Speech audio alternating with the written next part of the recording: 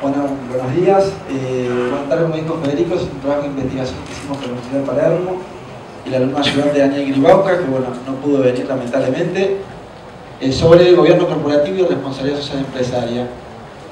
El trabajo de investigación, el encuadre fue este: primero se planteó una problemática, que después un marco teórico como para abordar esa problemática. Después un objeto y un objetivo de estudio, que el objeto son los balances sociales, y el objetivo, bueno, es abordar justamente la problemática a través del marco teórico, y después resultados y conclusiones. Empezando, ¿por qué esta línea de investigación hablando de la problemática? Bueno, la problemática creo que ya un poco fue abordada por las exposiciones anteriores. Estamos hablando del crecimiento, de la agenda de las organizaciones del tema de responsabilidad social empresaria. Estamos hablando de que hay temas sociales y ambientales que se están empezando a abordar en función de que hay una crisis en el mundo frente a la predominancia, ¿no?, de los temas económicos. Entonces acá lo que se está hablando, ¿no?, es esto de responsabilidad social empresaria como una forma de gestión de negocios. Estamos hablando de que siempre tomamos decisiones y lo que tradicionalmente se medía es de esa decisión, digamos, cuánta ganancia o pérdida económica generada, pero nunca se evaluaba qué impacto social-ambiental tenía esta misma decisión que uno toma. Entonces, en este sentido, ya se comentó antes, estamos hablando de ya no solo generar valor agregado o pérdida de valor en lo económico, sino también en lo ambiental y lo social, producto siempre de una misma decisión. Bueno, acá podemos hablar un poquito para situarnos cómo viene la responsabilidad social empresaria de un enfoque, porque lo que se ve es que muchos hablan de responsabilidad social empresaria, pero la pregunta es si realmente es responsabilidad social empresaria desde el punto de vista estratégico. Se muestran mucho acciones acciones sociales, muchas inversiones, muchas buenas actividades, pero en realidad la responsabilidad social empresaria estratégica lo que apunta es a mediano, a largo plazo y obtener un retorno. Como bien dijeron en el sistema B, la parte económica sigue siendo muy importante, porque no podemos abordar ningún tipo de actividad si no tiene un sustento económico, porque del aire no se puede vivir, aunque vivimos, ¿no? Entonces, desde un punto, ¿qué es lo que se ve en responsabilidad social empresaria? Están las actividades filantrópicas, que en realidad no es RSE, es una actividad filantrópica. ¿Qué tiene de particular la actividad filantrópica? Que uno hace actividades sociales, destina recursos, pero sin esperar nada a cambio. Por otro, después, una etapa más avanzada es el asistencialismo, que uno interviene frente a una crisis, es decir, cuando hay una necesidad puntual, es decir, para resolver un problema. Después está la parte podríamos decir que la parte de responsabilidad social empresaria como marketing social. Y aquí hay una frase que encontré que me pareció muy piola, que dice: se limita a cambiar las cosas dejando la impresión de que algo cambia. Creo que de mucho de esto habló Alfredo haciendo autocrítica general, me pareció muy interesante. Y después pasamos a la RC estratégica, que es ya una gestión de negocios, en donde empezamos a jugar con los tres aspectos: social, económico y ambiental. La frase anterior, no la leí. La mayoría de las empresas se siente obligada a donar para caridad. Pocas han hallado la forma de hacerlo bien. Justamente esto lo plantea Porter, que justamente lo que dice es esto, ¿no? Si hay filantropía, va a haber más incentivos a hacer filantropía en la medida que sea estratégica, es decir, que además se puede esperar un retorno de eso. Lo que plantea Porter, este cuadrito, quizás no se entienda mucho, es esto, ¿no? Cuando se busca interés comercial puro en una decisión, hay beneficio económico únicamente. Cuando se busca cuando se hace filantropía, se busca beneficio social exclusivamente. Lo que plantea Porter justamente es un intermedio donde en la inversión social también hay un beneficio económico. Entonces eso sería estratégico. Como decíamos, la agenda de RSE cada vez está más en las empresas, en el mundo en general, el desarrollo sostenible, no solo en las empresas, también en los estados. En las empresas, digamos, una representación de cómo viene el crecimiento de esta agenda es el crecimiento exponencial que están teniendo los balances sociales en el mundo del año 1999, que es cuando se empezó a reportar estos balances en el Global Reporting Initiative. Ahí está, digamos, el crecimiento exponencial para distintas regiones. A pesar de este crecimiento de la agenda, siempre lo que se ve o lo que se percibe es qué tanto esto es real del compromiso del desarrollo sostenible, qué tanto es que realmente están contribuyendo a la sociedad o qué tanto es una especie de marketing. Esta hay dos encuestas, una de KPMG que dice que lo que se percibe es que los reportes sociales hacen más énfasis en mostrar los aspectos positivos que los negativos, y por otro lado un estudio de Latinobarómetro del año 2011 habla de la confianza que hay hacia las empresas, que es bajo, 39-38%. Entonces esto un poco, estamos hablando de responsabilidad empresaria, algo, el desarrollo sostenible, algo muy importante que las empresas están mostrando, pero sin embargo la percepción es esta. No estamos diciendo que sea real o no, pero hay una percepción. Entonces estamos hablando de crecimiento de la agenda de RSE, entre medio en virtud principalmente de una problemática social que hay, una problemática ambiental, y sin embargo sigue existiendo esto y va a seguir existiendo este tipo de situaciones, fraudes, influencias que generan beneficios diferenciales, sobornos, lavado de dinero, corrupción, todo esto en un contexto en donde hay empresas que son más grandes que países en términos de PBI. Entonces, es por esto que el tema de gobierno corporativo, las organizaciones es tan importante para la sociedad, porque tienen una gran influencia en la sociedad, incluso también en la parte institucional de los estados. Habiendo fraudes, influencias, hay influencias también para que las organizaciones se beneficien de emisión de regulaciones ambientales y positivas en beneficio propio. Entonces, el trabajo de investigación un poco se plantea estas preguntas. ¿Son confiables en los reportes sociales que emiten las empresas? ¿Por dónde podemos empezar a leer un balance social para un mejor entendimiento del compromiso que tiene con la RSE y el desarrollo sostenible de la empresa? O sea, nosotros vemos un balance social. ¿Por dónde podemos empezar para ver si esta empresa en realidad está haciendo un brochure de marketing o en realidad está haciendo una rendición de cuentas seria? ¿Es necesaria una estructura de gobierno en las empresas que sea compatible con la RSE Desarrollo Sostenible? ¿Hay conflicto de intereses entre los objetivos económicos, sociales y ambientales? Estas son las preguntas que se hicieron para el trabajo de investigación, que se abordan. Es por esto que cuando hablamos de desarrollo sostenible, hasta hace poco se hablaba de estas tres globos del medio, que el desarrollo sostenible es el conjunto de lo ambiental, lo social y lo ecológico. Tratar esos tres temas al mismo tiempo sobre una misma decisión se habla de sostenibilidad. Pero ahora se agrega un globo más que engloba a los otros tres, que es el gobierno, la gobernabilidad. Y no solo de los estados, sino también de las organizaciones. ¿Por qué? Por todo lo que vimos antes.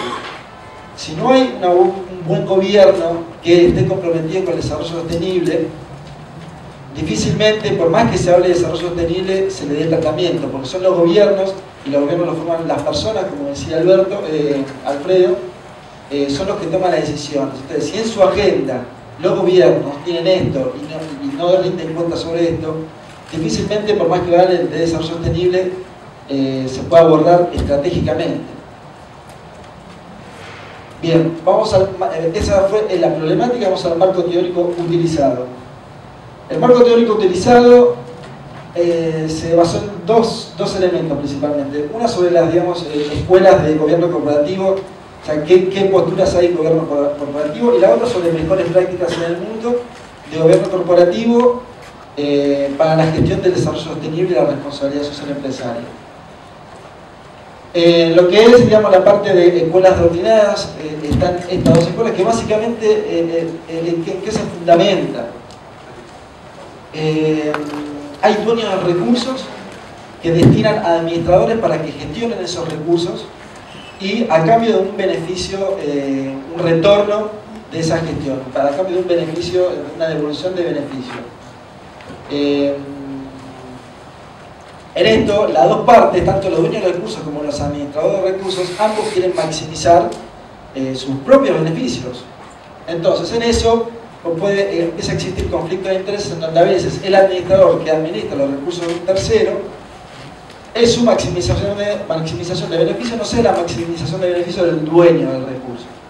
Entonces ahí es donde el gobierno corporativo lo que plantea son mecanismos para que el dueño de recursos se maximice, consiga su maximización de beneficios sin comprometerse a través del conflicto de interés que puede tener el administrador.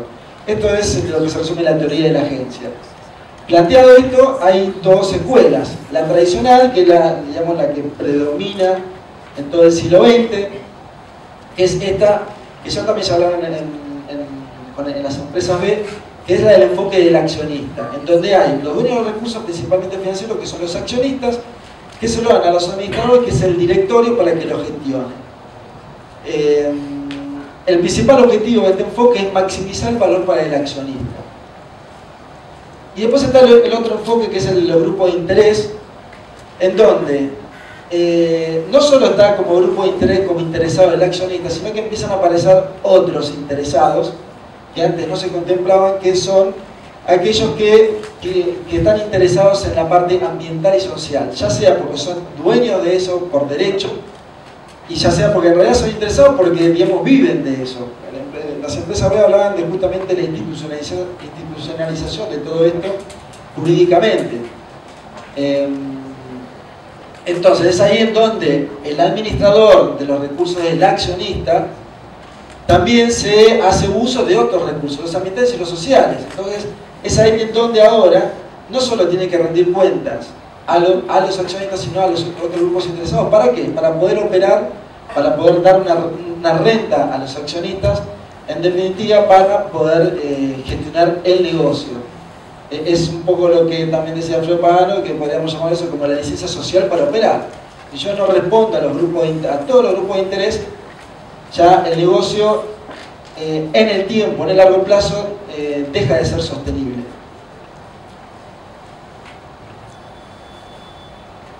Bien, hablando un poquito de conflicto de interés, lo que se refiere puntualmente es a esto de, vamos a hablar de sostenibilidad. Me pueden bajar línea de gestionar ambiental, socialmente y económicamente, pero si a la hora de rendir cuentas esperaban como resultado 10 pesos de ganancias y mostré 9 y me empiezan a preguntar por qué pasó con el 1 y no me preguntan por todos los objetivos de cumplir ambientales y sociales, probablemente para la próxima gestión yo me preocupo por la ambiental social, pero le voy a dar prioridad al económico. ¿Por qué? Porque es en definitiva lo que más me miraron. Entonces eso genera un conflicto de interés a la hora de tomar decisiones. Y eso es lo que se trata de resolver el gobierno corporativo. Las mejores prácticas, ¿de qué hablan? Bueno, este es un organigrama genérico, donde tenemos al directorio, tenemos al gerente general que reporta al directorio y tenemos una comisión experta que asesora al directorio. ¿De qué se habla en gobierno corporativo? Que los temas que generan conflictos de interés, esto también en base a marco teórico, la mejor práctica dice que cuando hay un tema relevante que puede generar un potencial conflicto de interés, la sugerencia es crear una comisión experta que asesore sobre el tema. Por eso, y esto termina siendo algo estratégico. Por eso, si uno considera como estratégico el tema de desarrollo sostenible, siendo que además es algo tan complejo y tan multidisciplinario, la creación de una comisión es una mejor práctica que también se ve en las empresas como mejor práctica. Después, hacia abajo del gerente general está la estructura en donde puede haber un gerente RCE, un responsable RCE que reporta al gerente general, y después el resto de las áreas que ya conocemos como responsables, directores y gerentes de recursos humanos, finanzas, etc.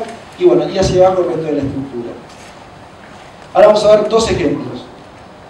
El primer ejemplo es un organigrama tradicional en donde tenemos las áreas de producción, mantenimiento, finanzas, compras, etc.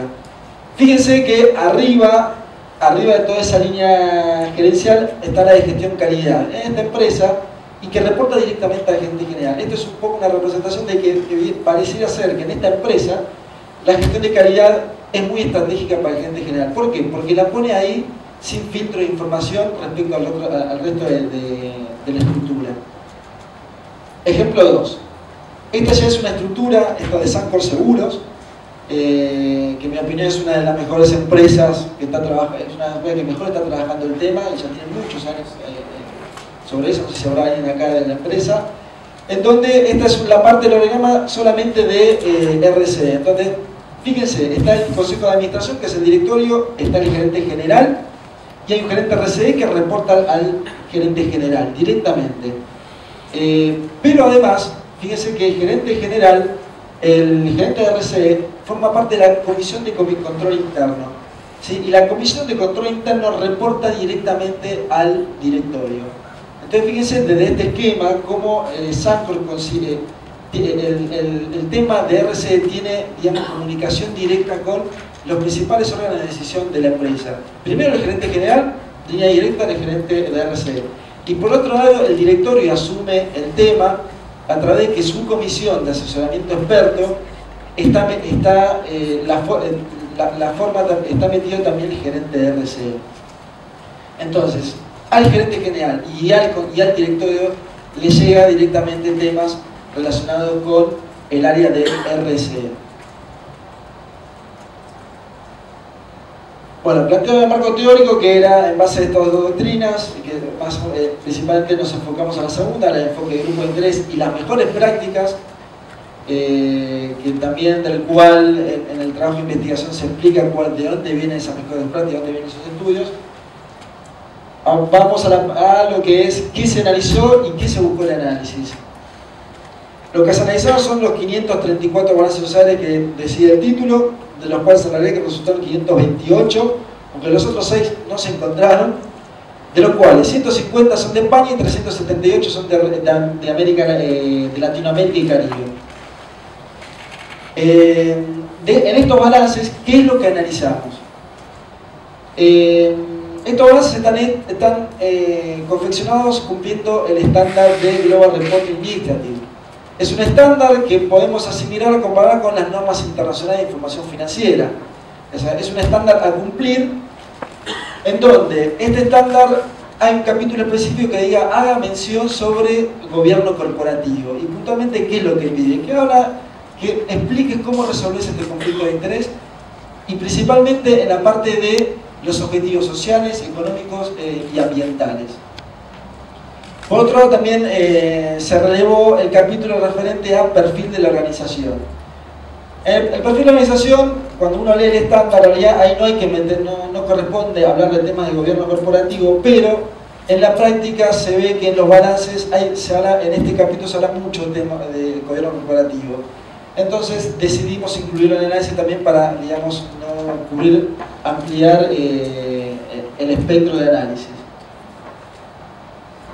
Estos son los balances, el total de balances sociales analizados por país, los 528, en donde el que más balances sociales reportados son los de España.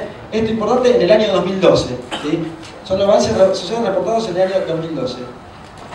En esto podría entrar también que, por ejemplo, aparezca Dirección de Recursos Humanos y Desarrollo Sostenible.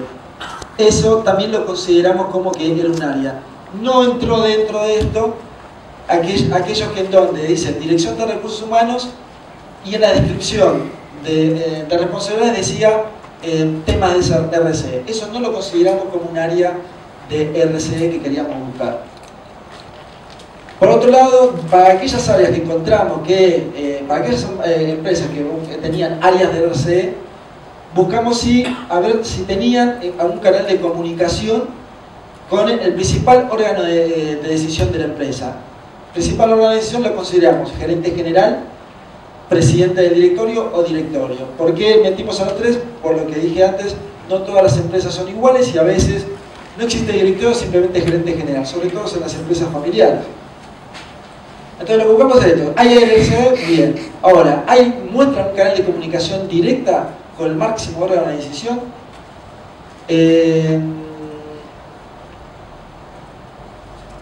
Y después de eso, lo que se hizo para esto, lo que se encontró respecto a los parámetros anteriores, es una clasificación respecto a tamaño de organización, niveles de aplicación de la norma GRI, que después vamos a explicar qué son estos niveles de aplicación.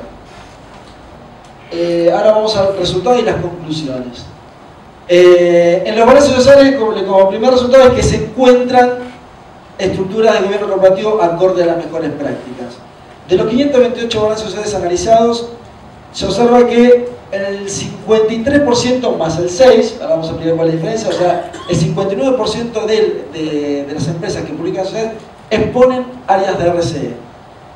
A la derecha se puede ver un gráfico segmentado por países, en donde, por ejemplo, en España, 61 balances sociales menciona áreas de RCE respecto a los 75 que no menciona. En Brasil, 90 empresas mencionan áreas de RCE frente a 53 que no mencionan. En Argentina, 37 frente a 11. En Colombia, 40 frente a 26. Consideramos, a efecto de análisis, consideramos también que era un área de RCE aquellas que tenían un área específica solamente de ambiente o social. La mayoría estamos viendo que tiene un área de RCE. Lo siguiente, ¿cuántas de estas se observó que tienen comunicación directa, muestran el canal de comunicación con el máximo órgano de decisión? Bueno, el 60% de las empresas que se encuentran con RCE muestran tener el canal de comunicación directa con el máximo órgano. A la derecha, igual que lo anterior, tenemos por países, en donde España es mitad y mitad, Brasil 60 frente a 35, Argentina 24 frente a 16, o sea, en definitiva, en la mayoría de los países se observa que aquellas que tienen RCE tienen canal de comunicación, muestran canal de comunicación directa con el máximo órgano de decisión. Ahora, sobre el total de las balances sociales analizados, o sea, los 528 iniciales, ¿cuántas tienen áreas de RCE que también tienen comunicación directa con el directorio, con el máximo órgano? El 36, es decir, la minoría. Profundizando un poco esto, y antes de entrar en esta profundización, vamos a explicar qué son los niveles de aplicación del GRID. GRID, ahora a partir del 31 de diciembre del 2015 eso cambia, porque no existe más estos niveles de aplicación, pero para el 2012 está vigente. GRID lo que plantea es, cuando se aplica la norma, vos tenés tres opciones de aplicar, de C, B y A. C es el nivel de aplicación, el menor nivel de aplicación, en donde el estándar lo cumplís en forma parcial. B lo cumplís en forma más ampliada y A en su totalidad. El signo más significa que además tiene una verificación externa. Por otro lado, GRI considera empresas grandes aquellas que tienen ventas mayores a 50 millones de euros, 250 empleados o más, o patrimonio neto superior a 43 millones de euros. El resto lo considera chica. Entonces, de este 36% del total de balances sociales que tienen área RCE y se observa comunicación directa con el máximo órgano, el 91% son empresas grandes y el 9% pequeñas. Esto, bueno, demuestra un poco que, bueno, son las grandes las que tienen más desarrollado esto, con lo cual es positivo, ¿no? Que una empresa grande no esté usando las mejores prácticas, sería algo para revisar. Por otro lado, de este 36%, la mayoría, el 43 más 71, tiene nivel de aplicación B y A. Es importante aclarar que para que una empresa llegue a un nivel de aplicación B y A, que son los máximos de nivel de aplicación, no lo hace en su primer reporte social, sino lo hace, para llegar a nivel A, lo hará en un promedio de 5, 6, 7 años. Armar un reporte social y ir elevando la calidad es algo evolutivo, se hace de a poco. Una empresa que diga que aplica nivel A en su primer reporte social, habría que revisarlo, porque es un tema complejo. Resumiendo un poco lo que vimos hasta ahora, hay un escenario optimista en donde se hace una revisión de los balances sociales y en donde se ve la aplicación de mejores prácticas. Dependiendo de cómo lo segmentes o profundizando, bueno, hay quizás aspectos a mejorar, pero bueno, lo bueno es que se encuentran las mejores prácticas y pensando en esto, asumiendo que esto va a ser en tendencia creciente. Hay que tener en cuenta que esto también es un segmento chico analizado respecto al universo de empresas, es decir, acá lo que se analizó fue las empresas que publican balances sociales, pero no nos olvidemos que en el mundo y por regiones hay muchísimas más empresas que todavía no están publicando balances sociales. Entonces, digamos, el análisis es un segmento chico de lo que es el universo ambiental. Vamos un poco a, digamos, a la parte más negativa de esto en calidad de crítica constructiva. Siempre, digamos, en el concepto de aprendizaje y ver cómo se puede mejorar. Acá se plantea una pregunta: ¿es posible que empresas grandes, estas que tienen facturación mayor a 50 millones de euros, 250 colaboradores o más, etcétera, empresas grandes y que encima además tengan calificación A, es decir, que tengan ya experiencia en reportes sociales, todavía no hay ningún tipo de mención ni siquiera de un área específica de RCE, siendo que es algo tan relevante? Esa es la pregunta que se hace y en los resultados, estos son resultados de la cantidad de empresas que están en esta situación. La respuesta un poco si realmente es esperable o no, o es correcto o no, o qué habría que hacer, se lo dejo a ustedes para que se piense. Entonces, de las 528 bases sociales que se analizaron, el 40%, o sea, casi la mitad, son las que no mencionan nada, ningún área específica de RSE, nada. De este 40%, el 76% son empresas grandes, o sea, son muchas las que no mencionan nada de RSE, área específica de RSE, pero sí hacen un balance social y muestran políticas ambientales y actividades ambientales y sociales, pero no tiene ningún área específica de RSE. Es como que una empresa no tenga un área específica de finanzas, no tenga una área específica de, o no tenga un gerente general. Si es algo tan relevante, y encima es un balance social, es una mejor práctica no tener un área de RSE. Bueno, la mayoría son grandes. Ahora, de estas que son grandes, el 18%, o sea, la minoría, tienen nivel de aplicación A o B. O sea, profundizando un poco, de las grandes, digamos, son pocas las que tienen nivel de aplicación A o B. Pero bueno, habría que ver puntualmente qué estaría pasando acá. Es importante hablar de que nosotros acá lo que pusimos es no menciona. ¿Qué significa no menciona? No que no tienen.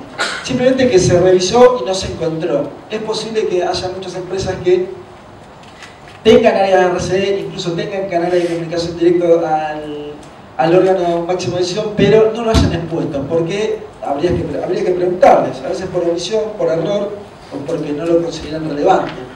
Habría que preguntarle a esas empresas. Ahí abajo de las grandes se muestra por país. Entonces, de las grandes, en España es donde la mitad están equilibradas, la cantidad de empresas son grandes y pequeñas respecto a que no mencionan nada. En Brasil, la mayoría son grandes. En Argentina, la mayoría son grandes de estas que no menciono. España tiene una situación puntual que después, si llegamos, la vamos a explicar, en donde, si bien son muchas las que no mencionan, digamos, también son muchas las pequeñas las que no mencionan. Y la siguiente pregunta es, ¿y aquellas empresas que, más allá de todo, ya publicaron más de 4 veces reportes sociales? Acá consideramos que en promedio las empresas publican una vez por año balances sociales. Entonces, aquellas que publicaron más de 4 veces, que se entiende que una empresa que publica más de 4 veces ya tiene una experiencia suficiente y que todavía no menciona un área de RSE, digamos, no esperaríamos que ya empiece a tener un área específica, o por lo menos que lo divulgue, porque si la tiene, encima no la divulga, ¿no le parece interesante con la experiencia que tiene? Por último,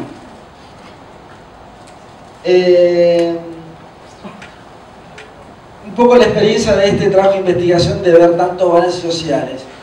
Y creo que los que han visto un balance social, no sé si tendrán la misma percepción.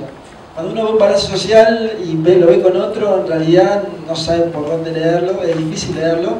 Y además, sobre todo, cuando uno ve otro de diferentes empresas, no parecen ser similares. De hecho, de la experiencia que tenemos, con este reglamento que hicimos, se observa diversidad de calidad de información que se pone, a pesar de que están siguiendo un estándar, que es el del GRI. Es como si fuera que en los balances económicos, seguidos por en los que se rigen por normas internacionales o normas locales, resoluciones técnicas, es como que veamos los distintos balances y los estados de situación patrimoniales sean todos diferentes, uno no sea comparable con el otro. Eso es de la experiencia lo que se está viendo. Hay mucha información, pero de diferente calidad. Entonces, los balances sociales es una rendición de cuentas, lo mismo que los balances económicos. Que sean bajo un parámetro uniforme, ¿qué es lo que permite? La comparabilidad. Y la comparabilidad permite la formación de juicios más objetivos respecto a los resultados de la gestión RSE. También permite mayor transparencia, credibilidad y mejor percepción de las compañías por parte del usuario. Si yo armo un balance económico siguiendo las resoluciones técnicas, las normas internacionales, significa que yo me estoy sometiendo a que me comparen con el resto. En definitiva, me pueden hacer más preguntas y yo lo hago bajo mi propio criterio porque no saben por dónde comparar, más que preguntas específicas, ¿Cuál es el ideal al que se aspira? Difusión de información sobre gestión de responsabilidad social empresarial en forma uniforme. Y en gobierno corporativo, que es lo que trabajamos en lo que hicimos en este trabajo, de ser posible clarificar la existencia o no de áreas específicas en RSE, y para los casos que corresponda explicar por qué consideran apropiado no tener una área especializada sobre un tema tan relevante. Si lo consideramos estratégico, está bien. Si consideras que no hay que poner una área específica, no hace falta que lo pongas, porque quizás tenés otros mecanismos para resolverlo, para resolver el tema de conflictos de interés o la gestión de RSE. Pero si la mejor práctica es una cosa, merece la explicación de por qué no lo consideras relevante tener un área específica de RSE, o que se gestione bajo el nombre de otro departamento. Continuando, y para terminar, línea de investigación sugerida para continuar. Una de las cosas, el trabajo que hicimos es, digamos, buscar una foto. Obviamente la foto te muestra una situación, pero no te habla de el flujo de información y cómo se resuelve. Puede ser que la foto, las cosas estén bien, pero en la realidad eso no se cumple.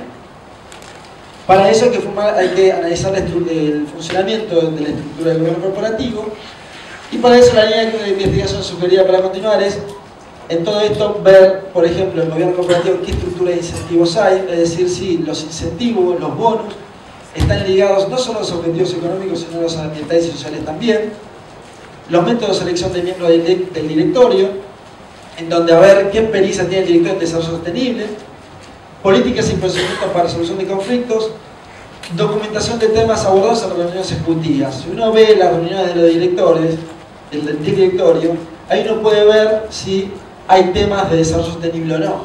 Entonces, si uno ve las reuniones que tienen periódicas a lo largo del año y no se ve ningún tema específico de desarrollo sostenible, cabe preguntarse en qué parte lo puso en la agenda el directorio del tema de desarrollo sostenible. Bueno, muchas gracias.